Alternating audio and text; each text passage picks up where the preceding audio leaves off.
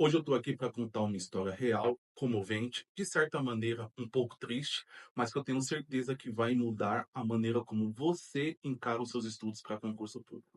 Essa história, por ser real, eu vou preservar a identidade da protagonista dela. Eu vou chamar de Maria. Maria, como a maioria dos brasileiros, começou sua vida profissional na iniciativa privada. Ela entrou numa empresa que organizava eventos e ela ingressou ali como estagiária. Ela foi reconhecida na empresa, tanto é que recebeu várias promoções até que virou líder de equipe. Apesar desses reconhecimentos do seu cargo de chefia, para ela ali não estava mais sendo suficiente, ela não se via realizada trabalhando na iniciativa privada. Foi então que ela decidiu respirar novos ares e se preparar para concurso público. Acontece que Maria, além de todos os obstáculos que todo um brasileiro tem quando resolve estudar para concurso público, ela tinha mais um. Ela sabia porque ela foi diagnosticada com um déficit de atenção. Então ela percebeu que ela precisaria talvez se dedicar um pouco mais para os concursos públicos do que a maioria das pessoas em razão dessa limitação. Esse déficit de atenção costumava gerar nela diversos problemas. Dentre os principais seriam uma dificuldade de concentração, e Maria sempre terminava um projeto no meio. Tudo que ela começava, ela parava no meio do caminho. Apesar de Maria saber das dificuldades, saber que era casada, tem marido, tem filho, ela decidiu estudar para concurso mesmo assim, e esse projeto seria diferente de todos os outros. O foco e a persistência são dois elementos essenciais para quem quer passar num concurso público. O problema é que o foco e a persistência ela precisa estar em harmonia com uma outra coisa, que fazer o esforço para o lado certo. Você ter foco e persistência se esforçando para o lado errado, isso aí pode ser um pouco caótico e até muito prejudicial, e foi o que aconteceu com Maria.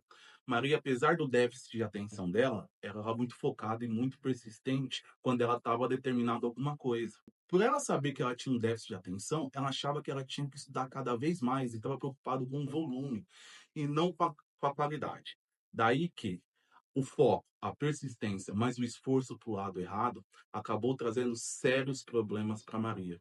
Típico daqueles problemas de quem fica viciado naquele jogo, daquele felino no diminutivo, que eu não vou falar o nome para o YouTube não derrubar o meu vídeo, mas hoje em dia no Brasil, quem se vicia nesse tipo de jogo aí acaba devastando a vida. Maria conseguiu, de certa maneira, destruir parte da sua vida, como se ela fosse viciada nesse jogo, mas estudando para concurso público.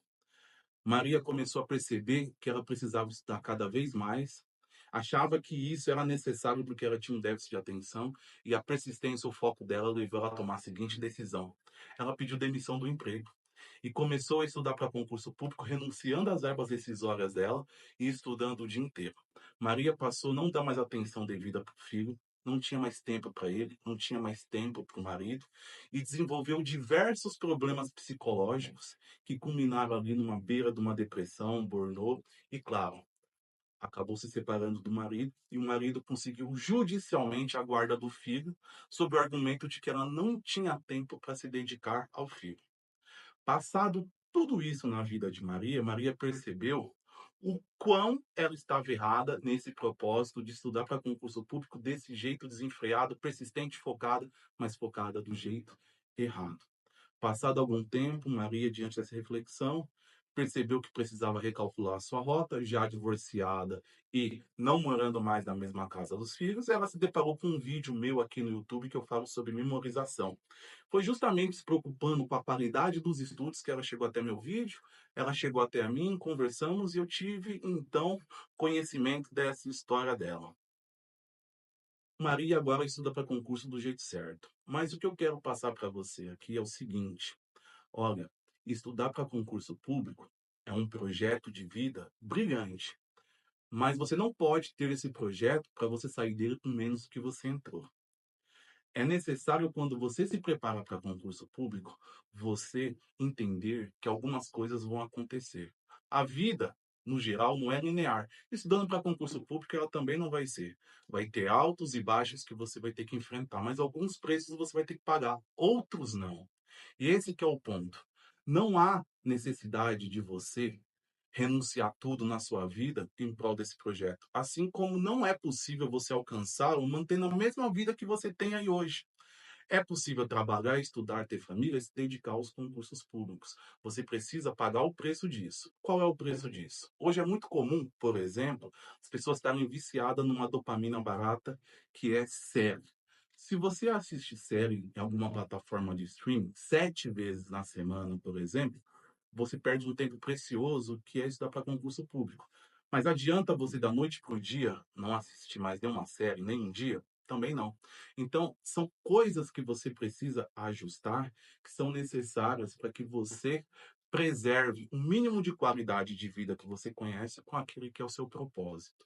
Daí então que quando você resolve estudar para concurso público, algumas etapas você precisa passar, a começar pela tomada de decisões, a começar sabendo o preço que você tem que pagar e o preço que você não tem que pagar. Você não precisa renunciar inteiramente uma vida social. Você não precisa renunciar inteiramente momentos de prazer e de lazer. Você precisa saber que existe hora certa para tudo. Você precisa saber que dali em diante você vai estar lutando por um projeto de médio a longo prazo que vai mudar você de vida, que você precisa realmente se dedicar a ele. O que você não precisa e nem pode é efetivamente transformar a sua vida em algo insuportável de viver por causa dele. Daí então que você precisa entender que concurso público exige sim uma carga horária mínima, exige uma carga horária mínima, mas não só essa carga horária, você precisa ter foco, dedicação na carga horária e também em como você estuda. É necessário você ter um planejamento adequado, focado numa finalidade, porque senão você vai espanar, senão vai acontecer o que aconteceu com Maria. Daí que esse estudo de qualidade vai exigir diversos fatores, diversas características, e que nesse momento aqui talvez seja importante nós falarmos a necessidade de você ter hora para tudo nos seus estudos. A hora de fazer o exercício, a hora de fazer a revisão, a hora de ler a matéria, a hora de fazer um simulado. Tudo isso está alinhado com uma qualidade de estudos necessária para você fazer o quê? Memorizar. E daí então que a memorização ela vai exigir inúmeras etapas, dentre elas algumas ferramentas. Talvez hoje a ferramenta mais conhecida é o Anki. Só que acontece o seguinte, o Anki, como se você nunca ouviu falar do Anki, o Anki é uma plataforma digital disponível para todo mundo, que ela trabalha com a ideia de flashcards. Exatamente, você lida com uma pergunta e você tenta responder, e só depois que você responde, você vai buscar a resposta ali no Anki mesmo, e ele te dá a resposta, e você avalia se foi fácil ou foi difícil. O Anki é muito bom para essa oportunidade que eu estou falando de você saber os momentos de fazer uma revisão com qualidade, uma revisão ativa. O Anki hoje entrou na moda. Tá todo mundo usando o Anki. Só que eu percebo que as pessoas não sabem configurar o Anki da maneira adequada, e aí talvez eu faça um próximo vídeo passo a passo mostrando como o Anki deve ser configurado, mas hoje eu quero passar para você 3 dicas essenciais que você precisa ter no seu Anki para que ele surta o efeito necessário dentro dessa ideia e desse propósito que é estudar para concurso público. Antes de eu passar algumas dicas que eu quero passar aqui nesse vídeo, eu quero dizer o seguinte: eu preparei um material escrito, totalmente ilustrativo, sobre uma espécie de teoria básica de memorização para concursos públicos e também o básico que deve ter no seu Anki, se você pretende estudar por ele ou se você já estuda utilizando o sistema flashcards. Esse material está disponível gratuitamente para você. Aqui embaixo, na descrição do vídeo, tem o link que você pode baixar gratuitamente esse material. E aqui também no vídeo eu coloco aqui esse QR Code. Caso você esteja assistindo esse vídeo pelo computador, pela televisão, é só apontar a câmera do celular que você vai ter acesso a esse material. Esse aqui é o material que eu mencionei. Basta você clicar no link na descrição do vídeo ou apontar a câmera do celular para o QR Code que ele vai estar à sua inteira disposição. É só baixar, inteiramente gratuito. E quais são as 3 características essenciais para ter no seu Anki? Primeira delas, sabe qual que é? Colocar um mínimo de informações em cada um dos cartões. Não monte cartões com várias perguntas numa pergunta só. É ideal que cada cartão trate de um único assunto. E aí, então, você verifica se aquele assunto você lembra ou não, se para você foi difícil ou não responder aquela pergunta. Imagine você um cartão do Anki com 3 perguntas dentro de uma só. 2 delas você sabe e uma você não sabe. Você errou a pergunta. Porque não adianta você responder parte dela, você tem que responder por inteira. Só que você errou mesmo a pergunta, você sabia 2/3 da resposta. Agora, se ao invés de um cartão com 3 perguntas dentro, você tivesse um cartão para cada pergunta, você teria acertado 2. Sabia que aqueles 2 assuntos eram temas fortes para você e que você talvez a manutenção dele seja mais fácil.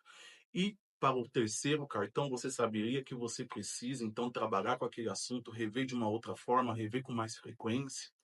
Então, primeira dica, deixe cada um dos cartões focado com uma única questão. A dica que eu vou te passar agora, número 2, consiste no seguinte: sempre que possível, utilize no cartão um método ali chamado close delection. O que quer dizer isso? Sabe, quando nós nos deparamos com questões que você preenchia a lacuna, preenchia a frase estava escrita, mas existia um pedaço que era para você preencher? Pois bem, questões assim, quando você constrói uma questão em que, dentro do flashcard, em que você tem uma frase, uma assertiva, e que você retira a palavra-chave dela, e você posteriormente, na hora de rever, você precisa lembrar dessa palavra-chave, se você fizer isso com a palavra-chave daquela questão, você vai sempre trabalhar aquilo que é mais importante e trabalhar o seu cérebro para ligar as palavras-chave ao todo. Isso dá um ganho de raciocínio enorme. Então, sempre que for possível, você insira no seu Anki questões nesse formato. Mas é para fazer questões só desse formato? Não é isso. Eu estou falando que sempre que possível você insira questões nesse formato. Você também precisa colocar questões no formato tradicional, em que há a pergunta e que você precisa responder. E questões desse tipo, em que já há uma assertiva correta e que você retira a palavra-chave, você precisa lembrar que palavra que é essa. Perfeito? Terceira dica: redundância. Redundância, da maioria das vezes, na nossa vida pessoal, não é algo bom, mas para o Anki, para revisão, é. Todos os assuntos que você trabalhar no seu Anki, no seu flashcards, tente trabalhar pelo menos 2 flashcards pelo mesmo assunto, mas não podem ser flashcards iguais. Dentro daquela ideia de mesmo assunto, costua 2 flashcards cuja pergunta é feita sob óticas diferentes. A mesma resposta vai ser exigida, mas ela precisa abordar a pergunta de uma maneira diferente. Isso vai fazer que você trabalhe o conhecimento sobre aquele assunto sobre diversas maneiras e não apenas uma só. Você que presta concurso público, você pode ser surpreendido com um assunto perguntado de diversas maneiras. E às vezes você sabe da resposta, mas aquela maneira com que perguntaram fez você acabar se embananando um pouco. Daí então que é bom você treinar a partir do momento em que você insere o mesmo assunto no flashcard, mas perguntando de maneiras diferentes. Agora eu vou dar a quarta dica, que é uma dica bônus. Essa dica bônus é de extrema importância. Quando você errar um flashcard, entenda o porquê você errou. Revise o flashcard. Refaça a pergunta se você vê que a pergunta foi mal elaborada. Entenda o porquê que você está errando.